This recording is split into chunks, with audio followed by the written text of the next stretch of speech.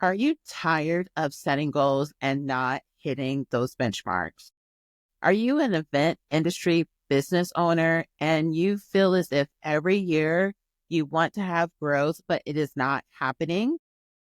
In this video, I'm going to share with you 5 things that I'm going to be doing in my own event business so that I can hit my goals in 2025 and beyond. And the best part is you can do it too. So pull out your notepad and let's get into the content for today. Hi, my name is Jessie. On Green Eyed Ambition, we talk about all of the back office and unsexy things about being an event industry business owner. I'm proud to bring this video to you so that you are able to have more clarity on how to really have breakthroughs in your goals this year. The first tip that I recommend for you is to stop pushing your snooze button. I know that this can sometimes be a challenge because you may have long days because we are working so hard. And I always say this, that we are some of the hardest working people because it's not just easy to just either do floral arrangements or to do planning, or if you're a DJ, we're always on the go. So sometimes it can be very easy to feel the need to just keep snoozing. One of the things that I have decided to do this year is to actually put my cell phone in another part of the house after a specific time period. This is something that will help to avoid the aimless nights of scrolling on social media and taking away from us using our time for our goals for really getting a good night's sleep. So you want to make sure whatever method you want to do, I've seen where people will only use it for their alarm clock, but they won't put the phone next to them. I've heard people put it in another room. I've also heard of people purchasing boxes where they lock it up at night. You have to know yourself if that is going to be a method that you want to set for yourself. Because if you find yourself sleeping in late and not getting things done, or you find yourself staying up all night and again, not getting things done, the key is, are you getting things done? If you aren't, because you may be wasting time on your phone, I highly recommend looking at ways to stop pushing the snooze button and being motivated to wake up and attack the goals that you have set for yourself. The second tip is I would recommend either limiting, cutting back, or removing watching TV or entertainment through the week. This may be controversial, but hear me out. For years, this beginning years of starting my business, I didn't even own a TV because every moment that I had, I was either reading books, I was looking at courses, I was learning the craft of what I did compared to looking at other people that, to be quite frankly, were making money themselves. But if I'm watching other people making money and I don't make the time to make money myself, how does that work? So I do recommend whatever makes sense for you. If you find yourself being one of those individuals that watch TV for 4 hours every night or 6 hours every night, but then when I'm asking you, have you been reading? Are you doing courses? Have you done your marketing plan? Have you done X, Y, and Z? And if the answer is no, because all you're doing is consuming TV, you may want to look at what you're doing, how you're using your time, and what you're doing with it so that you can really get clear about how does your time align with the goals in which you have, and feeling empowered to know, like, what would it feel like to have that goal? Because once you get your goals, you can probably fit in TV and entertainment and relaxation a lot more frequently. But if you don't want to make those momentary sacrifices right now, then it can potentially get in the way of you having what you really say you want. The third tip is having a cutoff to when you want to be in bed. My personal cutoff is that I do not want to have my cell phone after 8 o'clock.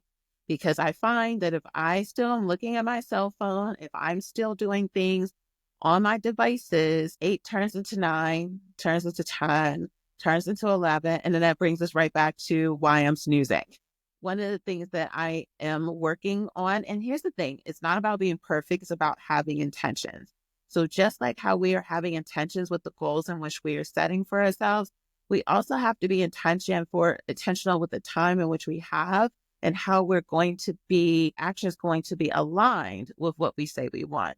So I know myself that if I find, and there's studies on this, I've read studies about how the blue light on our cell phones, it just really keeps our mind up. So I have found that by putting my phone away somewhere else and making sure that my phone is out of my possession at the latest 8 o'clock, I can actually turn my brain off and be asleep by 9:30, 10 o'clock, so I can wake up early and do the other things in which I really need to do.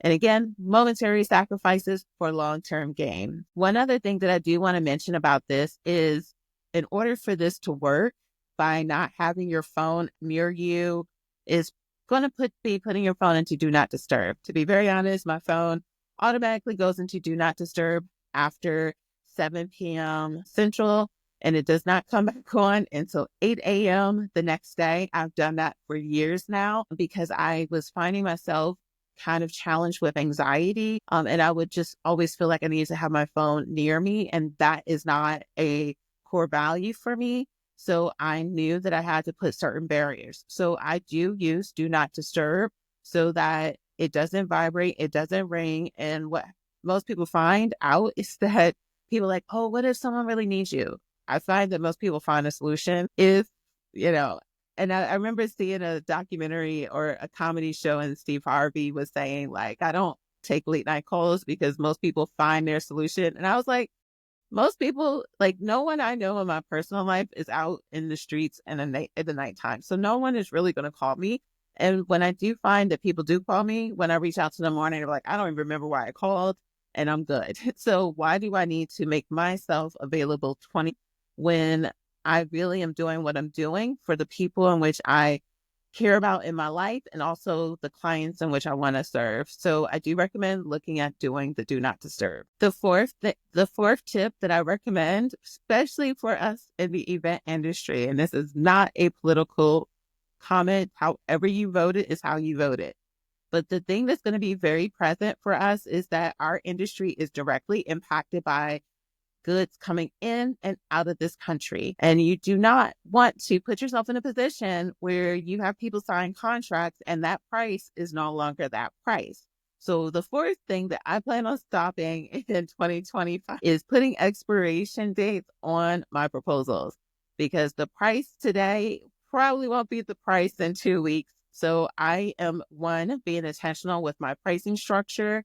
And then I'm also making sure that I'm having hands-on conversations with all of my vendors to be able to understand what are some of the trends going on with their supply costs and their wholesalers. This came about when I was working with some of my floral vendors for some Valentine's Day pop-up events. And because of some of the conversations around tariffs, a lot of people don't know a good amount of our flowers are not actually grown here. So when all of this was going on, my vendors were like, hey, Jesse, our wholesalers are now charging us the price that we had. So every day our price was going up. And I was like, you know what, going forward, I have to protect my business. I have to protect my brand. So I will be effectively putting expiration dates. So no more of just sign when you sign, any of those things. I'm making sure that on all of my paperwork, all of my marketing materials is very clear that the price is not going to always be the same price. Of course, I'm not wording it that way, but because I use my favorite platform, HoneyBook, it does allow for you to actually expire your proposals after a certain time period, and it has a countdown so your clients are able to see that. And that brings me into a little bit of a promo as to why I do recommend HoneyBook for those of us that are in the event industry. Because if we're just sending out random proposals and invoices and we're getting paid on unprofessional platforms and sites, what happens is that you can potentially put yourself and your business in a position where you're now locked into paying higher supply costs, but you're not getting the money in which you really need to be making inside of your business. So I do have a special offer so that you can save 30% by trying out HoneyBook, and you'll get about 7 days of a trial. And I do recommend checking it out. This has really been a game changer for me. And what I find is that now by having on the proposals that they expire in a time frame, I'm getting my contracts and proposals signed a little bit faster. And I'm finding that people are almost shifting and understanding how our costs are being impacted.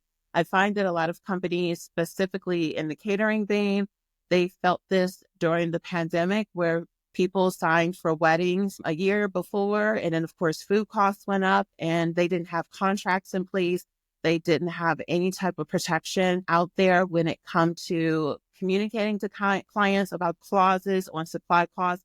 We know what to expect, especially for those of us that have been in business for over 5 years.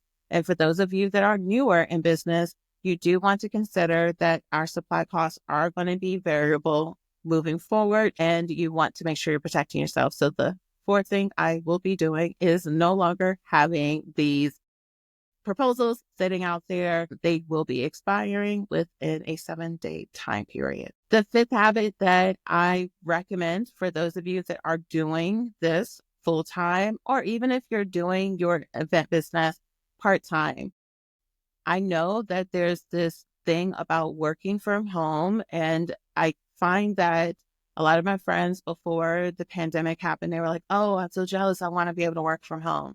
Here's the thing. You have to know yourself. I know that me working from home often means I'm going to be watching TV. It means that I probably won't have the most effective of a day.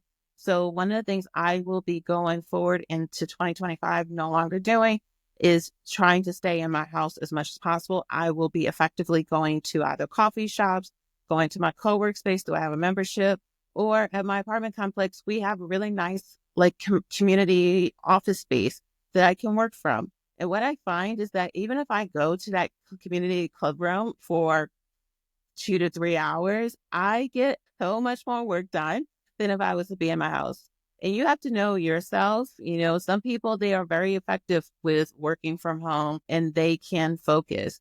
But what I find is that the things that I need to be focusing on, I do pay attention to a certain extent, but I don't feel the rush like I do when I am not in my house. So I do recommend for you to look at yourself and do an inventory of where are you finding distractions.